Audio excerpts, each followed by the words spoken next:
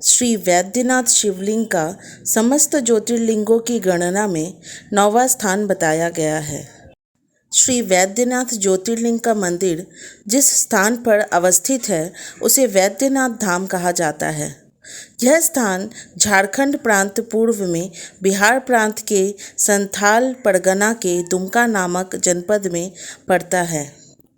श्री शिव महापुराण के 12 ज्योतिर्लिंग की गणना के क्रम में श्री वैद्यनाथ को 9वां ज्योतिर्लिंग बताया गया है। स्थान का संकेत करते हुए लिखा गया है कि चिताभूमि प्रतिष्ठित। चिताभूमो शब्द का विश्लेषण करने पर पल्ली के वैद्यनाथ 12 ज्योतिर्लिंगों में नहीं आते हैं, इसलिए उन्हें वास्तविक वैद्यनाथ ज्योतिर्लिंग मानना उचित नहीं है। संथाल परगना जनपद के जसीडीह रेलवे स्टेशन के समीप देवघर पर स्थित स्थान को चिताभूमि कहा गया है।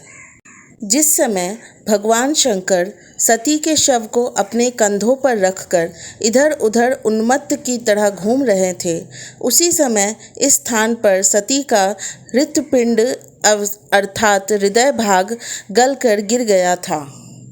भगवान शंकर ने सती के उस हृत्पिंड का दाह संस्कार उक्त स्थान पर किया था, जिसके कारण इसका नाम चिताभूमि पड़ गया। श्री शिव पुराण में एक निम्नलिखित श्लोक भी आता है, जिससे वैद्यनाथ का उक्त चिताभूमि में स्थान माना जाता है। प्रत्यक्षं तं तदा दुष्ट्वा प्रतिष्ठाप्य च ते सुराः वैद्यनाथेति संप्रोच्य नत्वा दिव्यम ययुः। अर्थात देवताओं ने भगवान का प्रत्यक्ष दर्शन किया और उसके बाद उनके लिंग की प्रतिष्ठा की। देवगण उस लिंग को वैद्यनाथ नाम देकर उसे नमस्कार करते हुए स्वर्गलोक को चले गए। वैद्यनाथ लिंग की स्थापना के संबंध में लिखा है कि एक बार राक्षस राज रावण ने हिमालय पर स्थिर होकर भगवान शिव की घोर तपस्या की। उस राक्षस ने अपना एक एक सिर काटकर शिवलिंग पर चढ़ा दिए। इस प्रक्रिया में उसने अपने 9 सिर चढ़ा दिए तथा 10वें सिर को काटने के लिए जब वह उद्यत तैयार हुआ, तब तक भगवान शंकर प्रसन्न हो उठे। प्रकट होकर भगवान शिव ने रावण के 10 सिरों को पहले की ही भांति कर दिया। उन्होंने रावण से वर मांगने के लिए कहा। रावण ने भगवान शिव से कहा कि मुझे इस शिवलिंग को ले जाकर लंका में स्थापित करने की अनुमति प्रदान करें। शंकर जी ने रावण को इस प्रतिबंध के साथ अनुमति प्रदान की कि यदि इस लिंग को ले जाते समय रास्ते में धरती पर रखोगे तो यह वहीं स्थापित अचल हो जाएगा। जब रावण शिवलिंग को लेकर चला तो मार्ग में चिताभूमि में ही उसे लघु शंका करने की प्रवृत्ति हुई।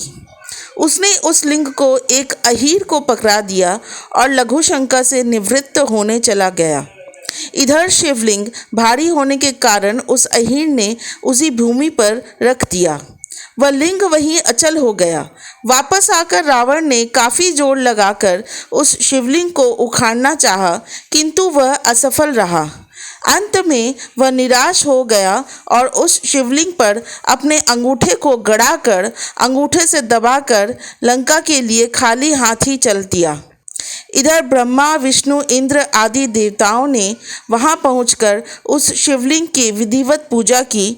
उन्होंने शिव जी का दर्शन किया और लिंग की प्रतिष्ठा करते स्तुति की। उसके बाद वे स्वर्गलोक को चले गए।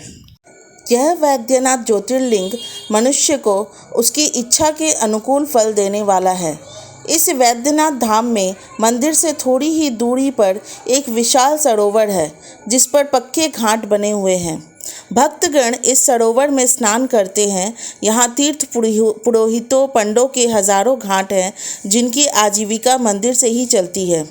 परंपरा के अनुसार पंडा लोग एक गहरे कुएं से जल भरकर ज्योतिर्लिंग को स्नान कराते हैं। अभिषेक के लिए सैकड़ों घड़े जल निकाला जाता है।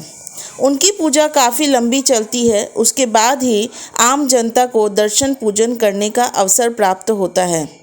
यह ज्योतिर्लिंग रावण के द्वारा दबाए जाने के कारण भूमि में दबा है तथा उसके ऊपरी सिरे में कुछ गड्ढा सा बन गया है। फिर भी इस शिवलिंग मूर्ति की ऊंचाई लगभग 11 अंगुल है। सावन के महीने में यहाँ मेला लगता है और भक्तगण दूर दूर से कांवड़ में जल लेकर बाबा वैद्यनाथ धाम देवघर आते हैं। वैद्यनाथ धाम में अनेक रोगों से छुटकारा पाने हेतु भी बाबा का दर्शन करने श्रद्धालु आते हैं। ऐसी प्रसिद्धि है कि श्री वैद्यनाथ ज्योतिर्लिंग की लगातार आरती दर्शन करने से लोगों को रोगों से मुक्ति मिलती है। ओम नमः शिवाय।